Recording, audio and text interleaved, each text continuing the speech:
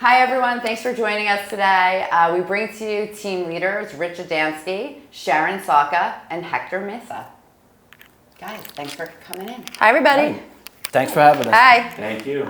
So why are we focusing on teams this month, you guys ask? Because it's actually the future of real estate industry. They say that almost 80% of agents prefer to work in small groups, AKA on teams. So we want to sit down with our top team leaders in the company and talk to them about what their business looks like and why they chose to lead the teams that they do and what the future looks like for each one of them. Thanks for joining us today. You're welcome. How's business, Rich? Business in general? Yeah. Fantastic. I'm excited about the market shift and just recrafting our skills and being able to bring that to our clients. That's awesome. Sharon, how about for you? Everything is fantastic. I'm really excited about, again, like Rich said, the shift in business or the turning point that we've reached. It gives us more time as agents to spend with our clients and to devote to them. So it's, I'm looking forward to it. It's exciting. Hector, same for you? Same for me. I just love the fact that we're in this shift, as a matter of fact, because it gives us all an opportunity to refocus on our home skills and getting back to basics. Okay, so Cheryl, I'll start with you. Tell me how you decided that you wanted to run a team. Well, you know, I think you reach a certain point in your career where you get up one morning and you're like, you know what? I just can't do this anymore. Like, I can't be over here, and doing this and doing that and really be doing a good job at it. So you reach that point where you're like, I can't be everything to everybody. So I need to branch out and start a team and get some people on board who can, you know, cover more business and cover more clients, because that's really the only way to grow. It's true, it's true. Is it similar for you, Rich? Yeah, I like to add on just a leverage piece, right? So I want to be able to leverage my business and be able to, like you said, add more clients and focus on exactly what I want to focus on. So, you know, there's two aspects of the business, right? Seller side and the buyer side. So basically what's happened for me, the phone was always ringing, so I didn't have a lot of opportunity to give my availability to the clients. So then I was like, hey, listen, now it's time to start a team so they can go out and they can flourish and they can start building themselves. Sure. And give myself flexibility at the end of the day. Hector, share with us how it is for you. Did you wake up and decide when you got into real estate that you wanted to have a team and that was always a focus? Or was it conceived out of necessity as well? Well, for me, it was almost by default, right? Because when I first got my license, I was doing real estate, and my lovely wife used to assist me until she got her license, and by default, we became the Mesa team, and we all both identified our strengths and our weaknesses, and we all built up on our strengths while the other one worked on the other's weakness, and that's pretty much where we're at today. That's terrific. So a lot of, well, I would say the media out there, a lot of people think like teams are gigantic. Talk to me about the dynamic of your actual team, Rich. What's it composed of? So I feel like the way I built a team was I had a assistant first, so that was to take the overflow from myself to be able to say, okay, now I'm going to pass it over to the next department, and then after that I built a transactional coordinator, and then once I got busy with the assistant and transactional coordinator, then I built out the buyer's agents, and then I had the buyer's agents slowly built out in that direction. So I just feel like once you are overworked, you just need to put the integral part which is the assistant, that freed me up to be able to make more calls, and I can put a lot more trust into that position, and that trust led me to be able to flourish on my side of the business, which is dealing with more sellers, having more flexibility, and giving myself more time to myself at the end of the day. That's terrific. So how many people do you have on your team currently? Today we're at 5. This week we'll be at 6. Congratulations, that's Oh, exciting. congratulations. Congrats, man. Sharon, how about for you? For me, you know, when I first got my license, my husband was always in the background kind of assisting me here, there with signs and little things. And then he had a career change. So he was the first person that I turned to, obviously, because, you know, I trust him. And we had worked together. We had run a business together at one particular point in time. Oh, So what for type of us, business? it was actually office supplies and furniture. culture. It was a family business. So for us, it was a natural transition to start to work together again. The roles were a little reversed, with me being the team leader and him being the agent, but you know what? It works. And then we had tried different agents over the years who had contacted us or who we had interviewed, and sometimes it works, sometimes it doesn't. And I think you need to realize when you reach that point with someone where you're not meshing, you're not gelling, and it's just not working. So now we have Anthony Tachuk on our team. Anthony called me one day. I was driving to the shore, and he's like, "Hey, I think I'd like to be on your team." And I'm like, "Hey, I think we should sit down and chat." So right now it's just the three of us, and it's working. And we're looking to add more people. I haven't gotten to the point yet, like Rich, where I have, you know, an admin or a transaction coordinator or anything like that. But for the three of us, it works because we all have the same goal, and that is just to make the customer happy. Oh, that's fabulous. That's awesome. Hector, tell me, is it just you and Michelle now? Well, no, actually, we're about 6 deep. Oh, wow. So me and him. Michelle, we're both, first of all, we're both entrepreneurs at heart. So other than selling real estate, I own a photography business also like that. And we invest in homes and fixing and flipping also as well. So for us, it's me and Michelle, we're the team leaders. We have our daughter Destiny, which is our admin, and we have 3 buyer's agents, 2 in New York, 1 in New Jersey. So is That's the great. market different right now in New York than it is in New Jersey? Are you seeing? Every area is completely different. Even though nationally we're seeing that inventory is rising, as a matter of fact, I'm seeing it fall in different areas. Brooklyn has been staying the same. Staten Island inventory has been dropping pretty much also well. In New Jersey, it's also different. So that's one of the things that we kind of bank on ourselves, that we know the intricacies of each individual areas, and we're able to help our clients make the transition a whole lot easier. That's fabulous. What do you think your unique value is that you offer to people who potentially would join your team? For me, I was, in my last brokerage, I was actually a productivity coach. So for me, what I offer my team members is individual coaching. You know, so we add the coaching. Everybody gets their own, you know, our time frame, and we coach them through that. We also offer them transaction management, database management systems also, and help them grow their business also as well, while being in our team also as well. And that kind of has been, as a matter of fact, our team members now were my coaching students in my previous office, and they were just great, and they came along with me, and here we are today, working strong. Wow. Sharon, what do you think is the unique proposition that you offer to other agents out there to attract them to your team? You know, I like to think that, and this is like a corny old acronym, team. You know, together everyone achieves more. Yeah. But that's really the way that we look at it. They're not my clients, they're not your clients, they're not your clients, they're our clients. And we all work together, and I try and be as fair as possible to everyone on the team, because at the end of the day, you know, everyone's an entrepreneur and everyone wants to make a living. So it's not all about me. There's no I in team, and we share equally, and we work well together. So I think that that's important. There's a mutual respect. That's fabulous. And I think that it's true. People don't realize and identify that everyone who got into real estate is in real estate because they are entrepreneurs to some degree, or in their heart somewhere, right? And the arts. Yeah, absolutely. And I Rich, think that's why we're at Remax, not Yeah. to interrupt you. Yeah, we were just talking about that We were. earlier. What is the unique offering that you have for agents? You know, pretty much what Hector said, right, is the one-on-one coaching that we can offer, the availability, and then the team structure that's built out behind the scenes. So that's, you know, I know you said data, you know, what is it, database management you said? Mm-hmm. However, you know, it's having the correct CRM system, it's having the correct people, you know, the admin, the transaction coordinator, everybody that's behind the scenes to make the sales system from A to Z flawless. Yeah. So it's being able to have full control over that, and being able to coach them along. And then anytime they have questions, I ask myself or the admin. And the most important thing is being able to provide them value with leads.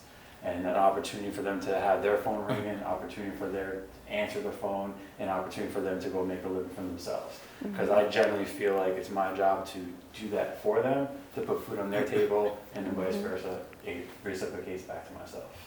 I love that because I think it is a huge responsibility when you have other people's families and businesses at the core of yours. You know, it takes you up, levels you up, which is, I think, leadership. Yeah, absolutely. Leadership Right. is key. So, because I know you guys are all high drivers, I sent you the questions ahead of time, and I know you guys all wrote down the answers, but sometimes we have to go a little bit off script. So I'm going to ask you, what, Rich, the greatest challenge you've had as a team leader in the last 12 months? In the last 12 months as a team leader, I would probably say is a lot of the agents on the team haven't experienced a high or a low, or a low or a high. So to be able to coach them through that transition when the market was booming 2 years ago, or the last 2 years to say, and it was a struggle for them to get offers accepted. It was a struggle for them to be out there into the marketplace and dealing with the house. Came on the market at 8 a.m. It's kind of gone by 8 p.m. So give them the mindset, give them the coaching, give them the ability to actually have them stay focused and stay on the course what we're supposed to do. And they're supposed to get out there, put offers out, and just telling them, listen, it's okay, it's gonna change, and guess what? Now it is changing, and now they're seeing the benefit. So just coaching them through that slight 2-year transition. Challenge, right, Yeah. in the market. Sharon, how about for you?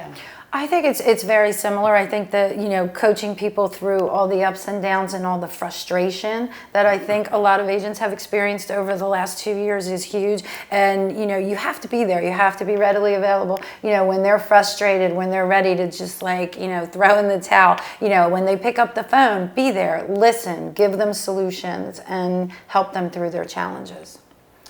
Hector, greatest challenge last 12 months. What would you say it was for you guys? It kind of feels like the last 24 months, to be honest with you, Okay. because we're coming in from a great market before the pandemic hit, and so we had to adapt as a team. And just like what Richard said, is that these agents that we have on our team have not lived through what we have lived through, and so being able to coach them and also to coach our clients who are also going through this process with us as well is a tremendous task at hand. And for me, I have a background in education, so I kind of love to be able to educate our clients, educate our team members, to now educate the general public who are the people that we actually serve.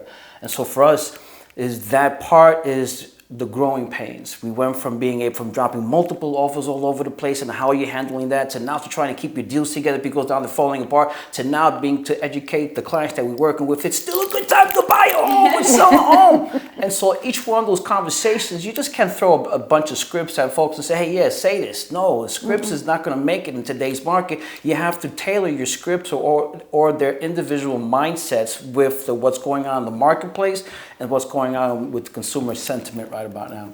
I love that. They have to live it too. They have So- to live and it. experience Yeah. it. It is true. It's perspective. So you guys spend a lot of time coaching and helping other people. Who, Hector, has been helping you? I have two amazing brokers, right? So I have Mike in Brooklyn and Staten Island, and Carl. And that's one of the main reasons why I kind of jumped ship from my last brokerage over here. Once I sat down with them and sat down with both of them, they were like, I like to be in line in business with other people who are in the same, have the same value set. And for those guys, their education is there on point all the time, and they're always there for their agents, and the brokerage is always on top of the latest technology. And for me, that was, you know, a tremendous reason for me being with them, and they are the ones who I look up to and we coach with. I love that. I mean, I think that's why I'm here, because the values align with the business and the people, you know? Sharon, who is who is your go-to? Like when you have a challenge or you need help or you need some coaching in the business, who do you rely on? I have been known to pick up the phone and call Carl since I think we all have.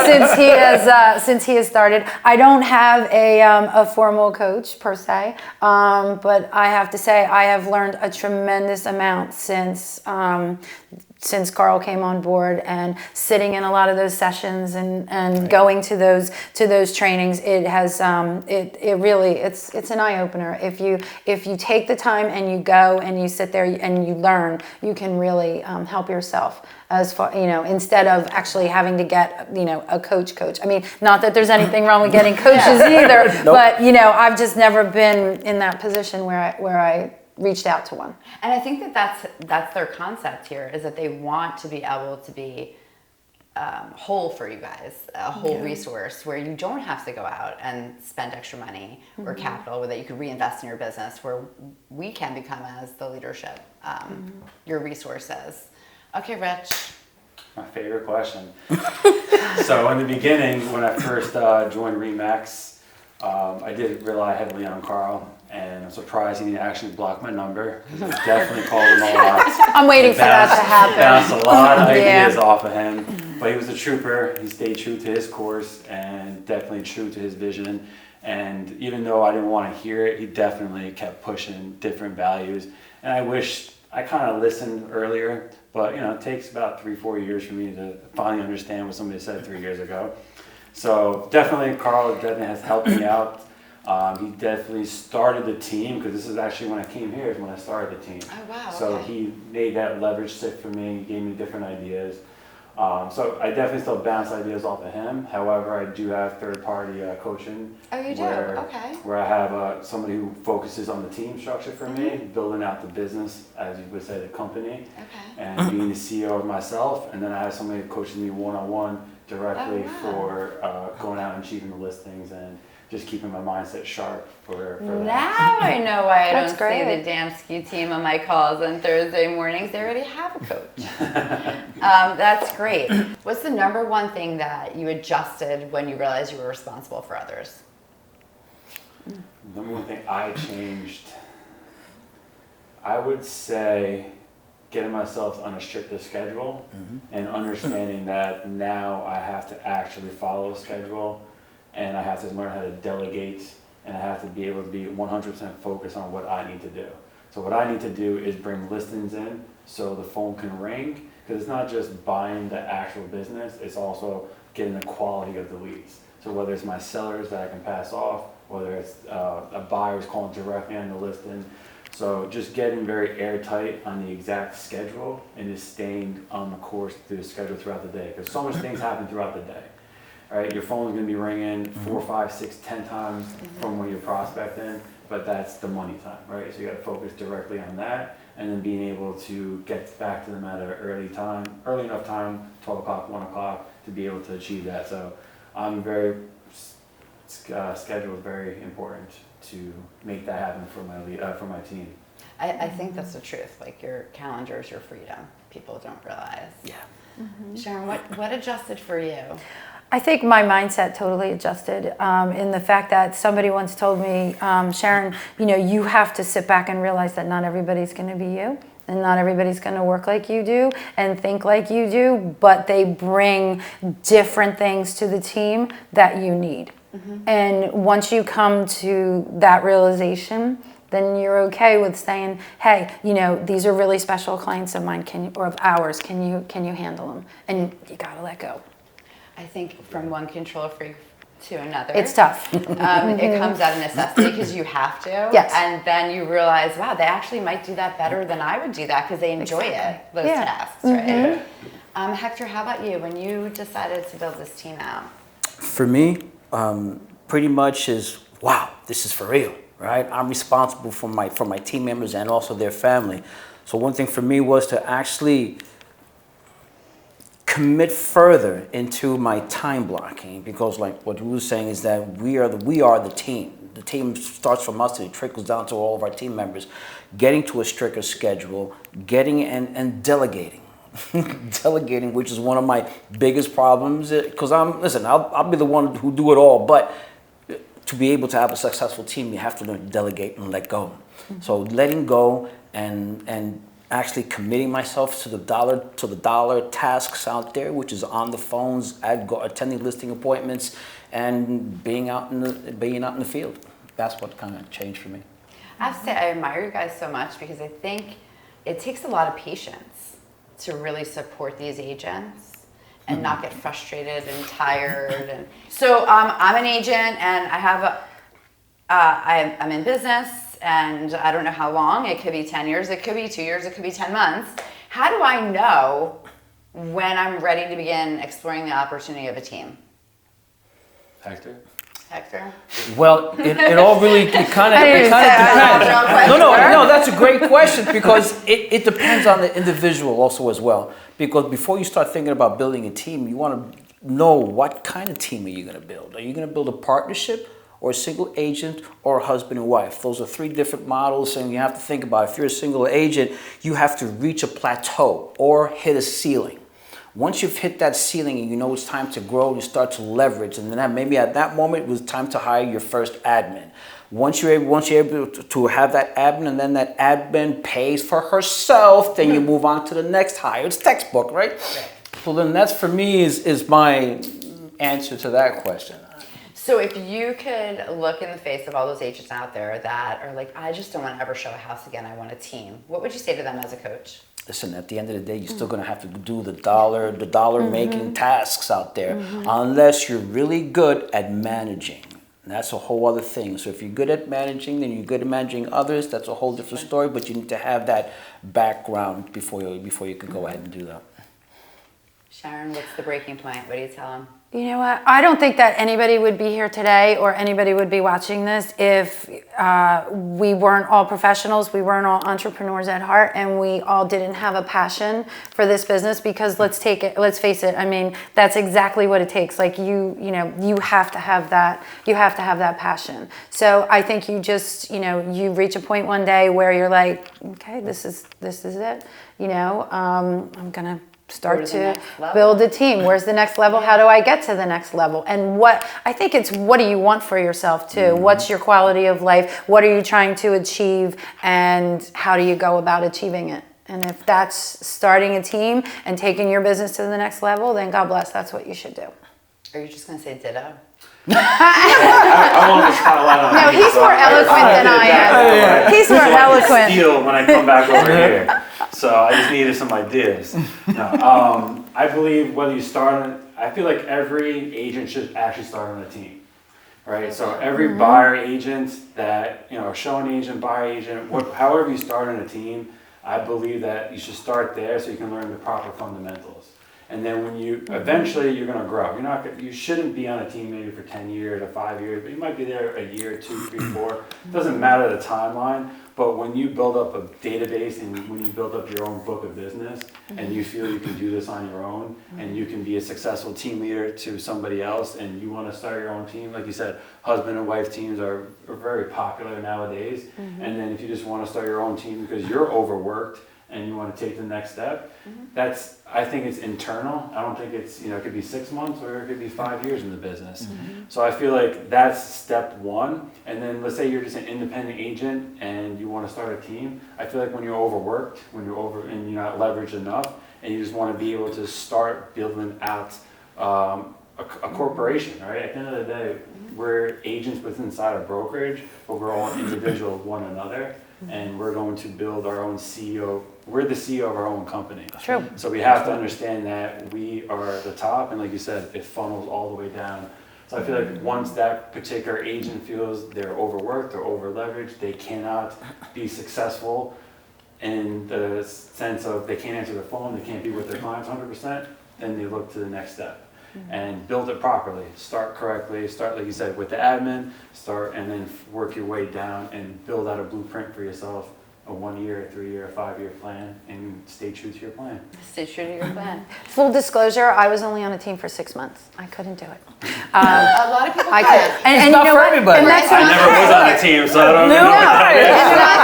It's not the right leader for you, right? Right. Like I think that as we grow in our lives and our business and our experiences, you know, you need great leadership at every stage of that. And Right. sometimes, you know, you're more experienced. You ran your own business previously. Right. You know, you have different life experiences, different perspectives. Hector hit on it because you said that it depends on how good you are at managing people.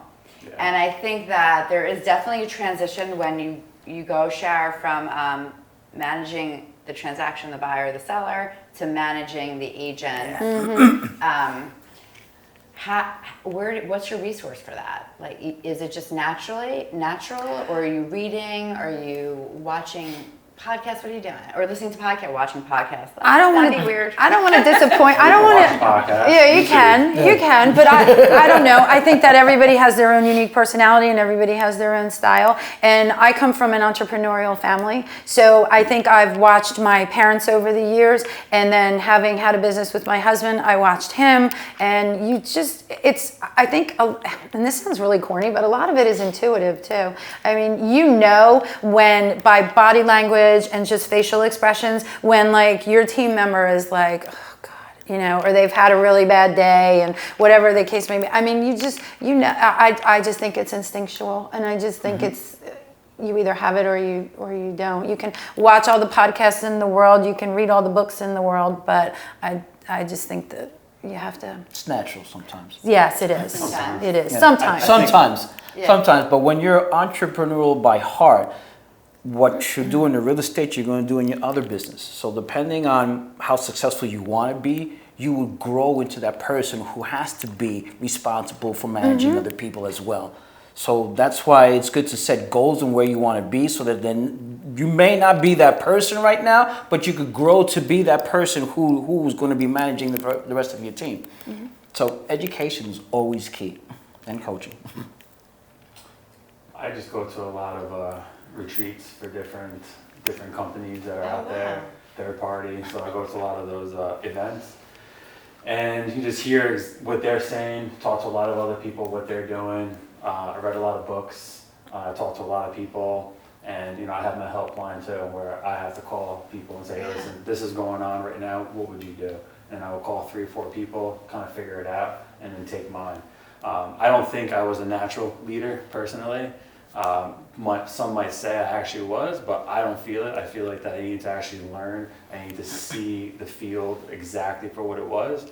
And then once I actually figured that part out of it, then I'm like, all right, now I can understand how it trickles down, and I can help them out. Because my experience kicks in on the real estate side, but it's not just real estate related, right? You actually have to be a person. You have to be a human, and you have to be like, I don't want to say parental figure because that's not the correct, but like you're almost a parental figure to your team. So once I kind of figured that out, then it became natural. A role model, definitely. Yeah, well, there you go. See, I don't even know English. Well, you're responsible for other people, so Yeah. you know. And I think it's very interesting the way all 3 of us very differently approach things. So I think that that's why this panel is here, because you're all really successful and you are role models, and we admire your business. And I just think we wanted to let everyone out there know that there is no right way or cookie cutter business. It's really built around who you guys are and what you are looking to do and achieve and what your vision is. So let's close out with that. I'll start with you, Sharon. What does the vision of the team look like in the next 5-10 years? I would love to continue to grow the team. You know, I would love to bring on some new agents, brand new to the business, and train them, and you know, and bring them in. But also, I'm open to, you know, maybe an agent who's been in the business for a couple of years, and now all of a sudden things are starting to change, and they might want to hop onto a team to maybe alleviate some of the pressures of being an individual agent. I see us growing, and then eventually I see us maybe starting to downsize and then transition to referring our business and handing our business over to another successful team, and then working through referrals, you know, through the years, because you never want to let it all go. No, it's so hard to let go, especially after you've built it. Rich, where are you 5-10 years? So I want to continue, and it's going to sound weird, I want to continue to fail, because every time I do fail, I actually level up the next time around, because I know not to make that mistake. So as time goes on, I want to be a mini brokerage within a brokerage. So I would love to have it, you have to set the goals high. So I would love to have 50, 60 different types of agents, multiple admin under me, transactional coordinators, ISAs, the inside sales agents, so having people make outbound calls. I want to have a sales team, so I want to have a big fundamental of a team, so I could leverage myself and be on that island that you keep talking about.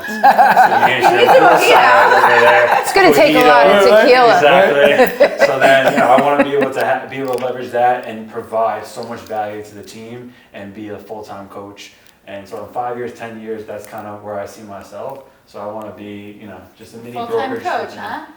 No, I don't want to be a full-time coach. I just want to be a part-time coach and be able to achieve full-time levels. I love that. Hector, how about you guys? Me, as for us, we're always looking to expand, and number one is to continue to be profitable. That's one.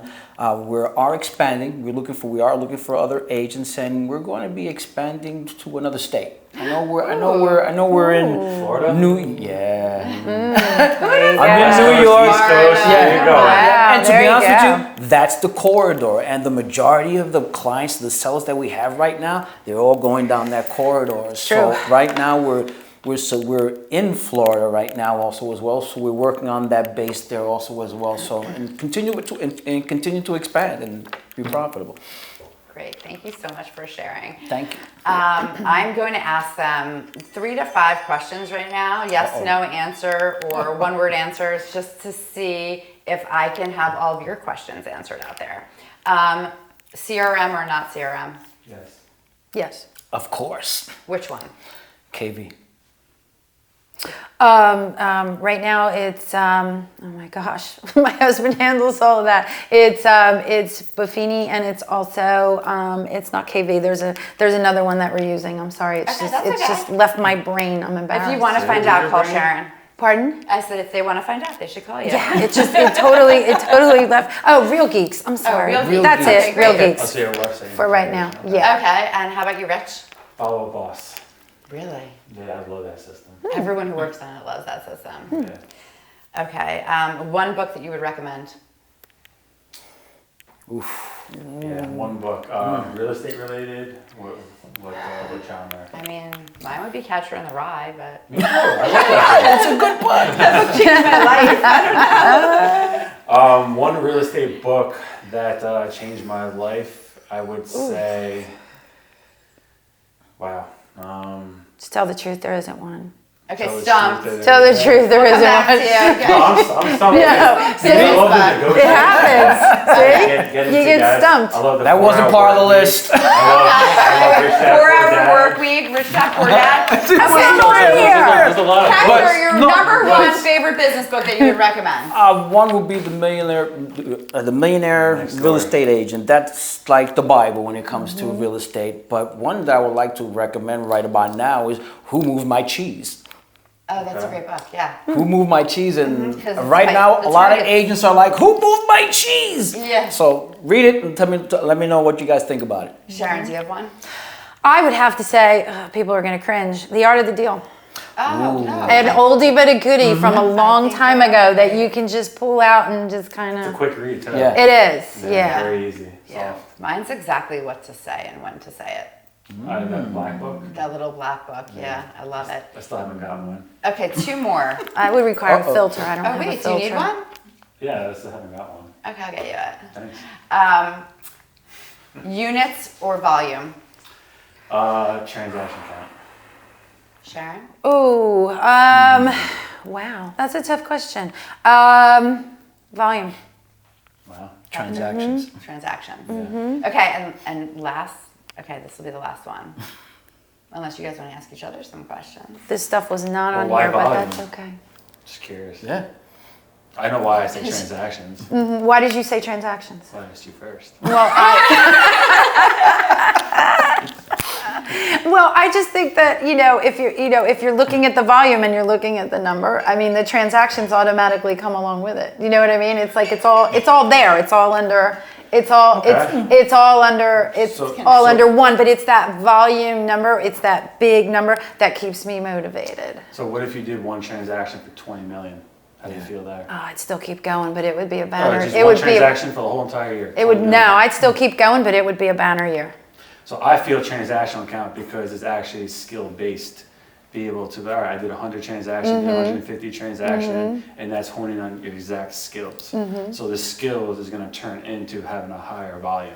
But I think Okay. naturally, if you're able to perfect your skills and get your transaction count up, you'll naturally have that 20, 30, 40. And that's awesome because fair enough. 100 transaction actually equals to 200 people that you could be adding to your database, which will then fuel your teams for in the coming years. I Absolutely. love that. Okay. Okay, any last famous great words that you want to share with everyone out there? Run for the hills! Real estate. Don't listen to anything that any of us have said today. I think what you guys said was amazing. And thank you guys so much for joining us. I really appreciate it. Let's go eat.